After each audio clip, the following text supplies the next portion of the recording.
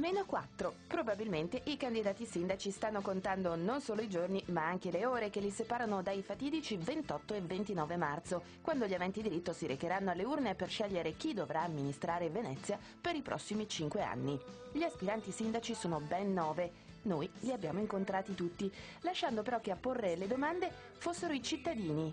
In particolare 3 categorie di cittadini che per ragioni diverse vivono una condizione di disagio: i giovani, gli anziani e i lavoratori di Porto Marghera.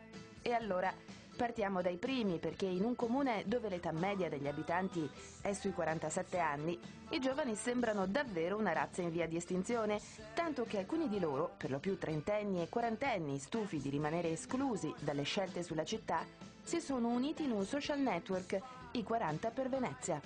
Loro che cosa chiederebbero al nuovo sindaco?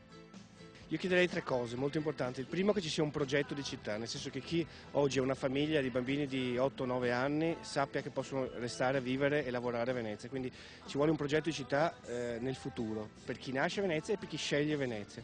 Secondo punto molto importante, bisogna lavorare sul turismo, far sì che questo incredibile indotto economico e di gente venga spalmato come ricaduta positiva sull'intera città, cioè i veneziani abbiano dei buoni servizi grazie a una giusta ricaduta dell'economia del turismo, che non deve invece finire nelle tasche di poche categorie.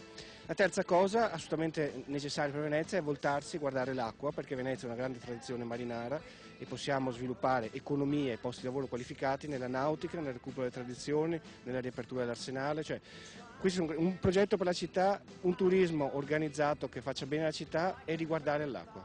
Come si vive da giovani a Venezia? Questa è la questione, nessuno si domanda come si vive da giovane a Venezia, qui tutto va avanti e c'è bisogno proprio di un sindaco che si cali e chieda: ma come vive un ventenne oggi a Venezia? Potrà vivere a 25 anni ancora a Venezia o a 30? Potrà avere la macchina a Piazza di Roma? Potrà pagarsi una casa? Potrà avere un lavoro a Venezia? Questa è la domanda. Se sa rispondere a queste domande lo voteremo. Sentiamo allora che cosa rispondono i candidati. Alfredo Scibilia, 64 anni, sposato e con 2 figli, è il candidato della lista civica Una grande città.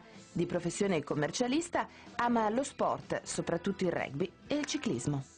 Senz'altro uno dei problemi principali è quello dei giovani.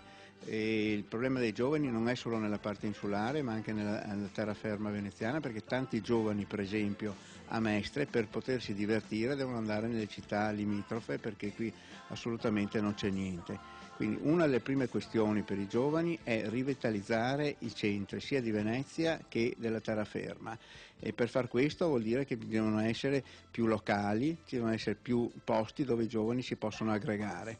Un'altra cosa importante per i giovani è trovare delle strutture di aggregazione tipo biblioteche, pensando alle biblioteche come sono pensate in tutta Europa, quindi non un luogo solo dove si studia, ma un luogo dove ci si aggrega.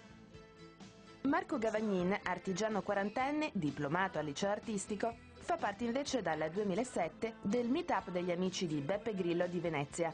Sostenitore di associazioni umanitarie e di volontariato, è disegnatore satirico e fa vignette per l'Unità, il blog di Travaglio, Micromega e altre riviste.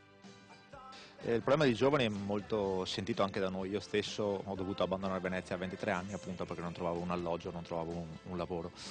Secondo noi i giovani vanno aiutati in maniera significativa. Bisogna proporre convenzioni con gli affitti per i giovani, devono avere degli appartamenti a prezzi agevolati, calmierati dal comune e controllati. I giovani inoltre devono avere la possibilità di esprimere le proprie capacità in molti ambiti. È necessario riportare la tradizione veneziana dell'artigianato, della cultura di Venezia, e questo darlo in mano esclusivamente ai ragazzi. Creare laboratori di ceramica, di mosaico, di cantieristica navale, tutte attività che hanno fatto grande Venezia nel mondo, e questo può essere passato ai giovani di mano, e questi dovranno gestire in maniera ottimale per portare Venezia e loro stessi in un futuro migliore. Francesco Mario Delia, avvocato 64enne, è invece il candidato della lista civica Venezia Libera. Promotore di 4 referendum sulla separazione tra Mestre e Venezia, si è candidato sindaco altrettante volte. Bisogna trovare la residenzialità, bisogna recuperare abitazioni, case e si sarebbe dovuto impedire la trasformazione degli appartamenti veneziani in case alloggio ed anche io ritengo che la presenza abnorme di studenti delle università hanno distorto il mercato abitativo. Quindi per far ritornare veramente giovani a Venezia bisogna fare una completa nuova politica della casa, sia con l'edilizia residenziale pubblica. Quindi queste idee balzane di vendere il patrimonio pubblico abitativo è veramente, a meno che non sia una vendita per riacquistare appartamenti da dare ai giovani e agli anziani. Albert Gardin è il candidato sindaco della lista civica Indipendenza Veneta. Direttore di editoria universitaria e storico indipendentista veneto, è convinto che le elezioni debbano essere l'occasione per lanciare un messaggio forte e dare al popolo veneto la prospettiva dell'indipendenza. Sui giovani dice questo. Credo che Venezia deve ritrovare un ruolo diverso, togliersi dal ruolo di provincia italiana e riprendere i panni di quella città importante che ha avuto nella storia, città che si deve confrontare con Roma, con Parigi, con New York, eccetera. Ne ha tutte le potenzialità, deve ritrovare questa sua storia. Noi portiamo avanti un programma di rimessa in discussione di alcuni nodi che non sono mai stati affrontati, come il Trattato di Campoformio. Non certo per abrogarlo, perché sarebbe impossibile, ma per ottenerne da parte del Parlamento europeo, cioè da un'assise internazionale, la sua condanna, e questo farebbe scattare parecchie cose e dare anche un senso e un ruolo diverso a Venezia. Il rapporto tra Venezia e l'Italia cambierebbe, tra Venezia e tra il Veneto e anche l'Italia. Per questo la nostra lista si chiama Indipendenza Veneta, è una lista indipendentista, non è una lista civica. Uno degli sfidanti più forti in lizza per la poltrona di sindaco è senz'altro Renato Brunetta. Nato a Venezia nel 50, ha insegnato all'Università di Padova economia del lavoro. Nel 99 è entrato in Forza Italia in qualità di deputato al Parlamento europeo. Oggi è ministro per la pubblica amministrazione e l'innovazione e ha già annunciato che se verrà eletto non rinuncerà al suo incarico governativo. Intanto bisogna fare tutti gli investimenti infrastrutturali necessari, completare il Mose, raddoppiare il porto, il quadrante di Tessera, lo sublagunare, le bonifiche, ristrutturare e riconvertire i contenitori urbani, quello che ho chiamato il progetto Fondaci, vale a dire prendere tutti i volumi abbandonati, dismessi di archeologia industriale e investire su di essi per residenza, per attività produttive, città di terra, città di mare, città d'acqua. 25 miliardi di euro il mio programma in 10 anni, più 50.000 posti di lavoro, più 100.000 abitanti, 60.000 in terraferma, 40.000 a Venezia. Cambiare la base economica della città. Con una nuova base economica significa più abitanti, più posti di lavoro, più reddito e vuol dire attrarre giovani, nuovi veneziani. Ecco, questa è la mia visione. L'altro candidato forte di segno opposto è l'avvocato Giorgio Orsoni.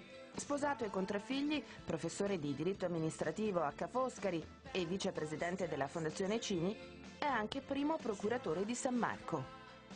Se per Venezia intendiamo Venezia centro storico, dove è maggiore il problema dello spopolamento, io credo che si debba fare una politica forte della residenzialità per cercare di favorire i giovani, le giovani coppie soprattutto, con una particolare attenzione alle famiglie di giovani che vogliono stare a Venezia o ritornare, perché io so che ci sono molti giovani che pur essendo dovuti venire in terra, nelle città di terra, a Mestre, a Marghera, tornerebbero volentieri a Venezia, quindi questa è una cosa da fare fra le prime. La seconda è cercare di dare delle opportunità di lavoro ai giovani, perché solo così si possono invogliare a rimanere a Venezia. Le opportunità di lavoro possono essere in vari settori che vanno dall'artigianato alla cultura e anche ad un turismo ben gestito.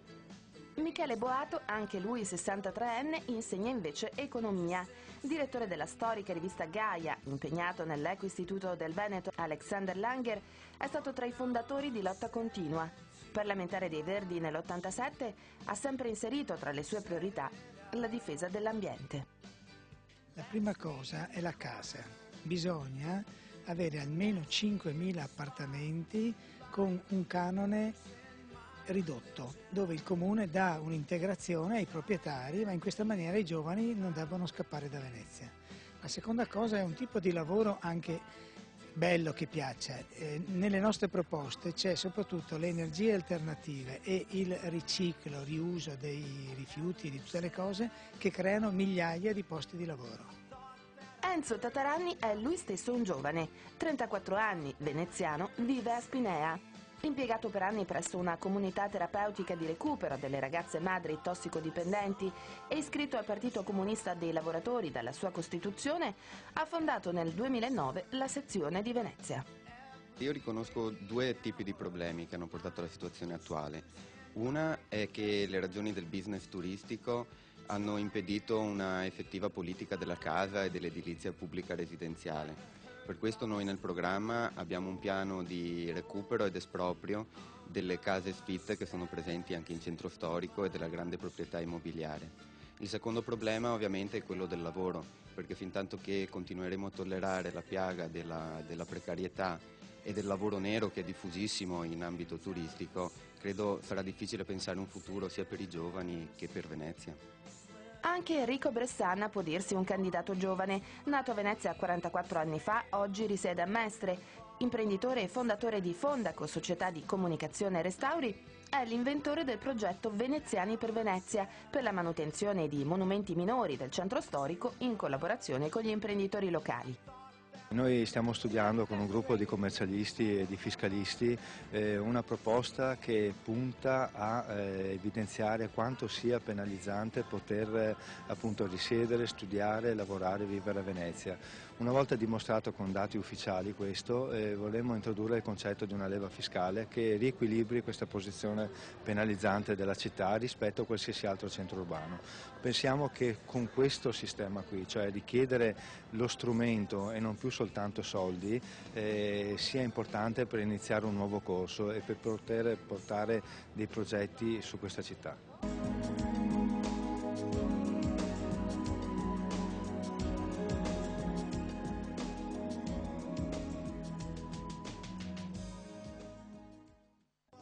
Una politica per i giovani dunque, anche se Venezia, dicevamo, è una città con molti anziani. Sonia Pisciutta, ex dipendente INPDAP, è una volontaria. Ogni mercoledì alla CISL di Mestre incontra i pensionati, il più delle volte per aiutarli a ottenere un prestito. Molti infatti hanno pensioni basse e in una città cara come Venezia fanno fatica. Siamo andati a trovarla per chiederle quali sono i problemi più sentiti dagli anziani e a quanto pare il reddito non è il loro unico guaio.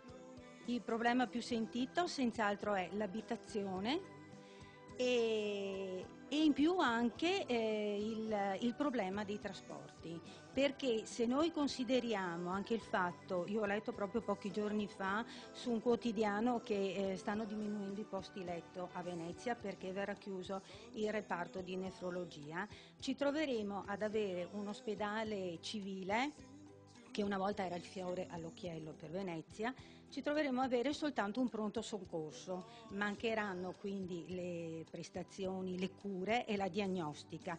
I veneziani, e considerando ancora che la fascia di età della popolazione veneziana è medio-alta, si troverà a dover affrontare viaggi molto molto disagevoli con un vaporetto e 2 cambi di autobus per raggiungere il nuovo ospedale, l'Angelo. Che cosa chiedete? Chiediamo anche che perlomeno rimanga com'è l'ospedale civile. Già ce ne hanno tolti 2, il GB Giustinian e l'ospedale al mare. Trasporti dunque e sanità, 2 questioni fondamentali. Di fronte a questi problemi come si muoverebbero i candidati? Qui noi prevediamo la costituzione della sublagunare collegata come circolare, quindi che parte da Tessera a San Basilio e poi a Tessera a San Basilio l'arrivo del tram. Quindi questo permetterebbe un cerchio all'interno della città che darebbe sicuramente la possibilità a tutti di spostarsi in tempi molto rapidi e in maniera molto comoda senza trasbordare da un mezzo all'altro. Sull'altra questione della sanità, credo sia un problema centrale, soprattutto per la parte insulare, ma anche per la parte di terraferma.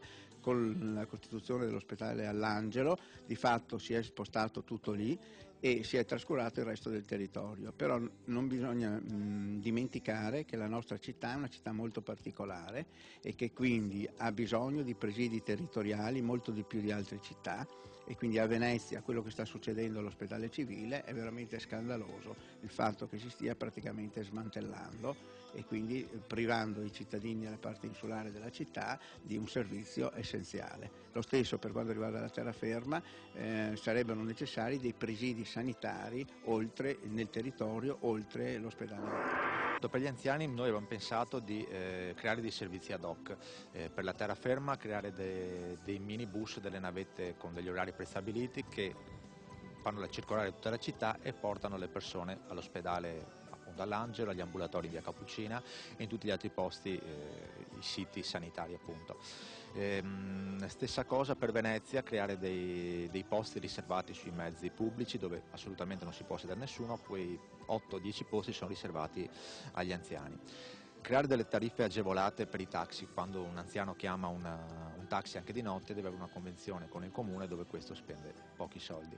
Rivedere il sistema degli ambulatori, gli ambulatori devono essere potenziati, creare un pool di medici e questi devono garantire il servizio sanitario di prima urgenza o comunque tutto quello che l'anziano necessita in tutte le ore della giornata e possiamo pensare di riuscire a portarlo ad estenderlo anche alle 24 ore. Un'altra cosa da puntare è fare degli screening periodici sulle zone sensibili. Noi sappiamo che Mestre, Marghera e Venezia sono tutte zone sensibili e sono tutte zone poste a un grande inquinamento atmosferico e anche organico, quindi proporre agli abitanti di Venezia dei controlli sanitari frequenti, obbligatori e comunque assolutamente gratuiti.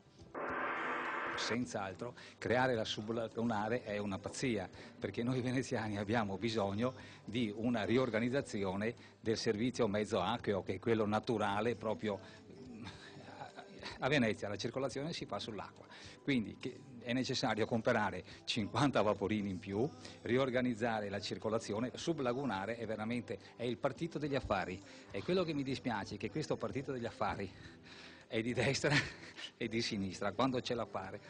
Ospedali, questo è gravissimo. Io mi ero sempre battuto per la creazione di una unità sanitaria unica. Venezia ha la necessità di avere una azienda sanitaria di Venezia, perché abbiamo chiuso l'ospedale di Pellestrina, abbiamo chiuso l'ospedale al mare del Lido e l'ospedale civile di Venezia sta facendo la fine che ha fatto l'ospedale al mare. Quindi ricreare un'azienda sanitaria locale veneziana in modo tale che rimanga una sanità veramente come deve essere, come deve avere una città di circa 100.000 abitanti. Tutti i problemi si toccano, giovani, anziani, il problema appunto della perdita di importanza economica che ha Venezia. Bisogna rilanciare economicamente Venezia e penso che dietro a questo si risolvono anche i problemi degli anziani e dei giovani. Il mondo sta cambiando, anche Venezia dovrà ripensare il suo futuro, non con le risposte di una volta, con delle risposte nuove, risposte che siano capaci di attirare nuovo pubblico, nuova economia che creerà anche maggiori servizi e dunque anche per gli anziani. Non credo che Venezia abbia bisogno del sublagunare, devono essere potenziati gli altri strumenti di comunicazione, ma no assolutamente alla sublagunare. Ma vede, quando una città è in declino, parliamo del centro storico di Venezia, alla fine non possono che declinare anche i servizi e chi ne soffre di più sono i più deboli, gli anziani. E il mio progetto di rilancio della città vuol dire anche dare una risposta agli anziani, perché se no non ci sarà nessuna opzione di mantenere ospedali aperti in una città che perde abitanti, non sarà più possibile. Una città che riconquista abitanti, riconquista reddito, riconquista base economica, è una città che può permettersi anche il suo ospedale e che può coccolare i propri anziani. Io lo risolverei in due modi, soprattutto questo della sanità, potenziando la mobilità in tutta la città e potenziando la sanità. Potenziare la mobilità vuol dire studiare un sistema di trasporti più moderno che metta in diretta comunicazione tutte le realtà della città, da quelle di terra a quelle d'acqua, ivi comprese le isole, un sistema che può essere anche la sublagunare e comunque un sistema che tenda ad evitare, soprattutto agli anziani, queste rotture di carico che sono particolarmente perniciose. L'altro aspetto è quello di una particolare attenzione alla sanità, di potenziare la sanità distrettuale, cioè quelle strutture che devono essere più vicine ai cittadini, perché va bene avere degli ospedali nuovi e importanti, ma bisogna anche avere delle strutture vicine a casa. Sotto questo profilo credo che una politica importante debba essere fatta per il mantenimento dell'ospedale civile di Venezia.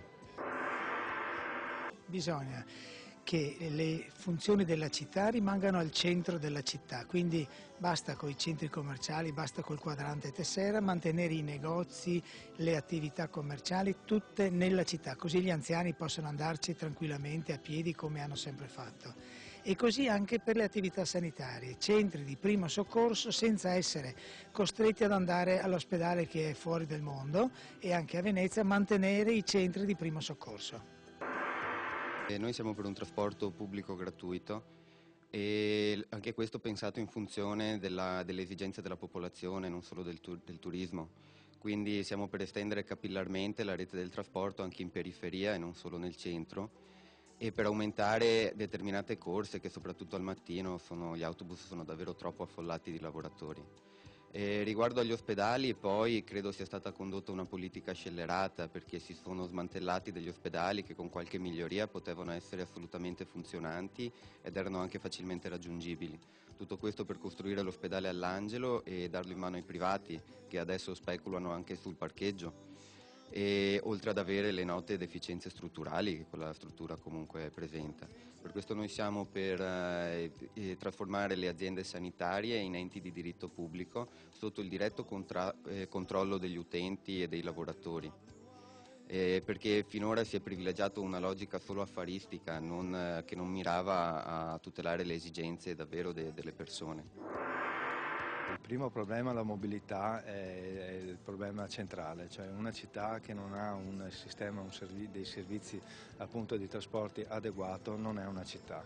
Quindi il nostro obiettivo è quello di creare un servizio adeguato, capillare e gestito con criteri aziendali e funzionali, e quindi sotto l'aspetto della managerialità è fondamentale. Per quanto riguarda invece la sanità, qui stiamo vivendo secondo me un dramma che non è più accettabile. La città di Venezia ha una struttura urbanistica precisa, unica, e non è come un'altra città. Quindi un ospedale al mare del Lido di Venezia, un ospedale civile qui nel centro storico devono essere implementati e devono essere supportati, perché anche che ci siano meno persone che vivono, ma la sanità è un servizio che deve essere garantito a tutti i cittadini.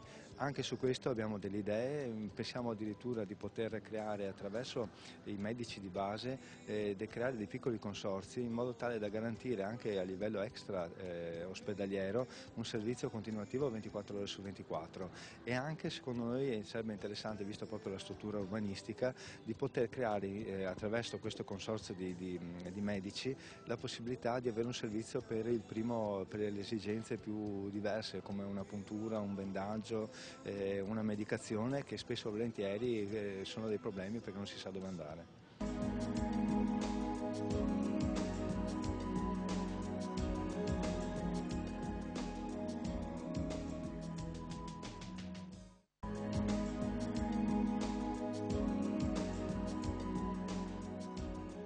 Piazza San Marco, che stiamo vedendo, è un luogo unico al mondo, ma Venezia non è solo il suo salotto migliore. Questa città ha molti volti.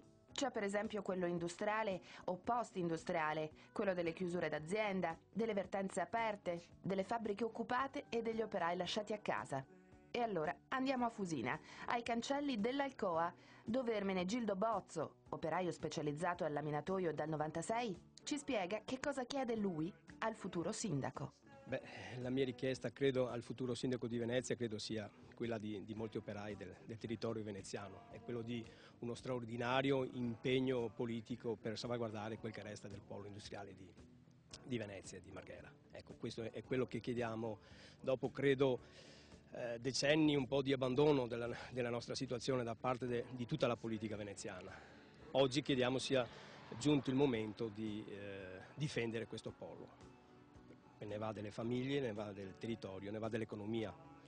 Non siamo un fortino che chiede l'inutile o l'impossibile. Chiediamo di lavorare con condizioni di mercato che abbiamo dimostrato di avere, culture professionali. Il laminatoio di Alcoa è un laminatoio di eccellenza in tutta Europa. Chiediamo di essere salvaguardati sotto questo punto di vista. Il sindaco cosa può fare se per esempio le multinazionali grandi vogliono andarsene da qui? Beh, come fanno tanti altri territori del Trentino, del Friuli Venezia Giulia, cioè le aree devono essere cioè se un'azienda va via, le aree devono ritornare al pubblico, al comune. Questo è ciò che chiede Ermenegildo Bozzo. E i candidati cosa rispondono? Nei loro programmi che futuro ha Marghera? Credo che uno degli errori più grandi che abbia fatto la passata amministrazione e che sta tuttora facendo anche vedo nel dibattito politico attuale per le elezioni è quello di continuare a insistere sull'attuale chimica, ma questo, siccome poi gli investitori non si trovano, alla fine vorrà dire mandare a casa tutti i lavoratori. Quindi se per tempo invece cominciamo a pensare a un'altra Marghera, a una Marghera basata sulla chimica non inquinante, a una Marghera basata sulla cantieristica, sulla logistica, cioè a un diverso sviluppo di Marghera, credo che si possano mettere le basi poi per rilanciare l'occupazione a Porto Marghera. E noi, oltre a quello che dicono un po' tutti di bonificare in toto Porto Marghera, questa è una cosa assolutamente da proporre e trovare i fondi per farla, riconvertire Porto Marghera in un polo ecologico, dove vorremmo insediare a Porto Marghera la produzione del solare termico, del solare fotovoltaico, tecnologia che ultimamente ha avuto uno sviluppo del circa 300%, perciò c'è un sacco di richieste in tal senso.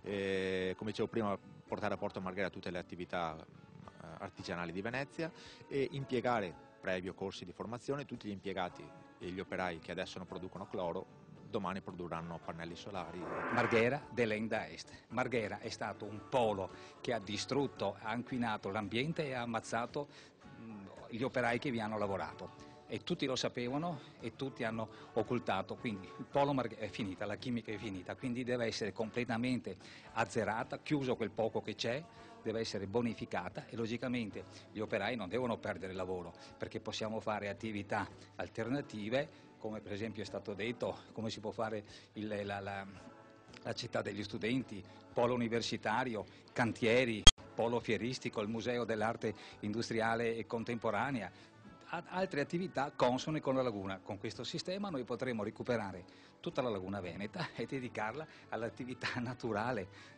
dell'ambiente, che è quello dell'allevamento del pesce e delle ostriche. Io non so, mi permetto di ricordarvi, un chilo di schie costa 60 euro, quasi quasi è un bidone di petrolio, capito? Produciamo un bidone di petrolio che va a costare 80 euro, beh adesso è sui 67-70, quindi alleviamo schie e viviamo nell'ambiente, gli operai invece di morire in fabbrica, eventualmente tutti dobbiamo morire e moriremo con i reumatismi, ma all'aria aperta guardando il sole e inneggiando la natura.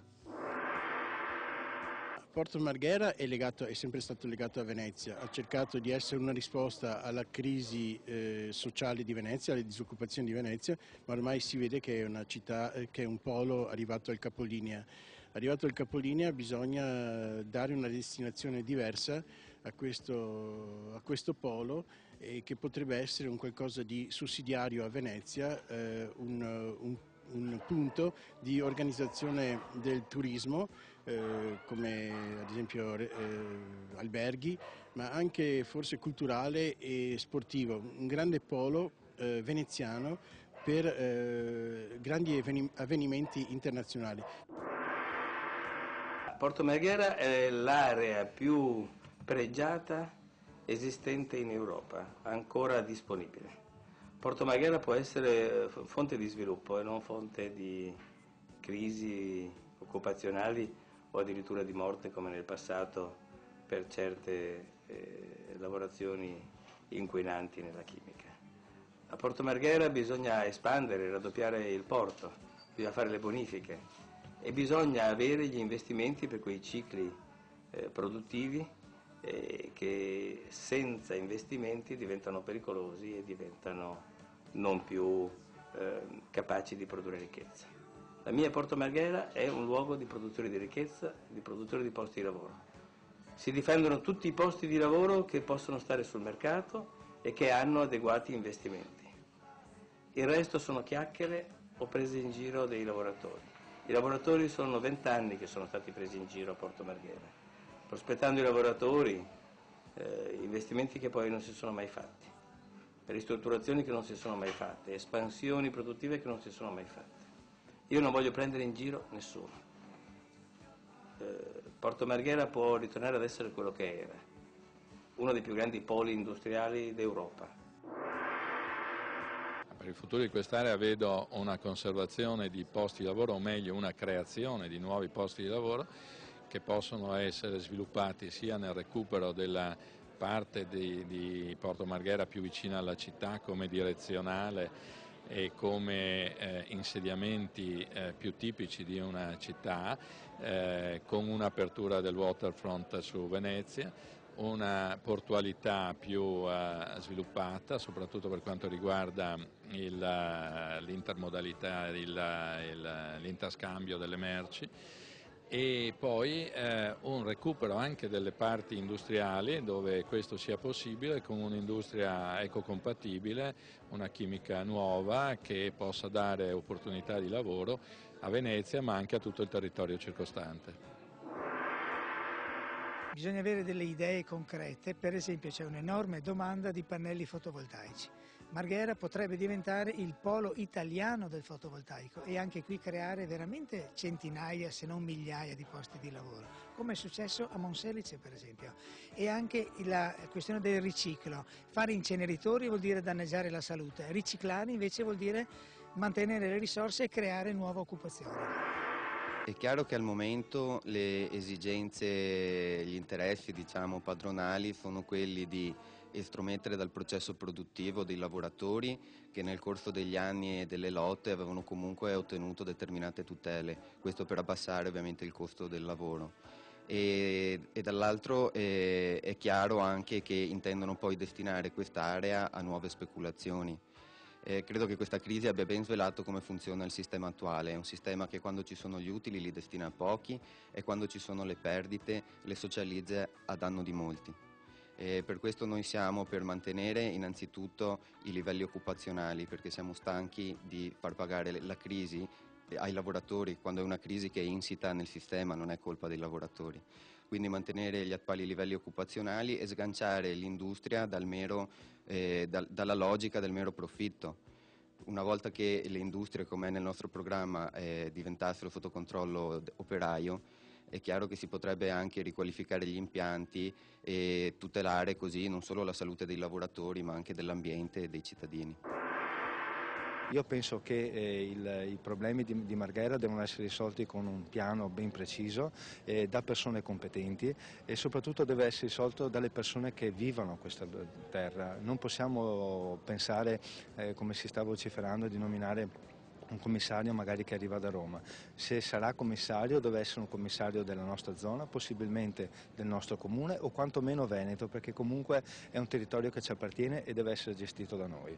Punti di vista diversi dunque su questioni cruciali per l'avvenire di una grande città che oggi ha bisogno di un vero rilancio, di una visione forte che parta dai nuovi amministratori e dal loro impegno nello sviluppare le potenzialità di Venezia, ma che muova anche dai suoi stessi cittadini, da chi ha scelto o sceglierà di vivere qui, in questa città bella e difficile, accettando la scommessa di conservarne l'antico splendore, lanciandola nel mondo di domani.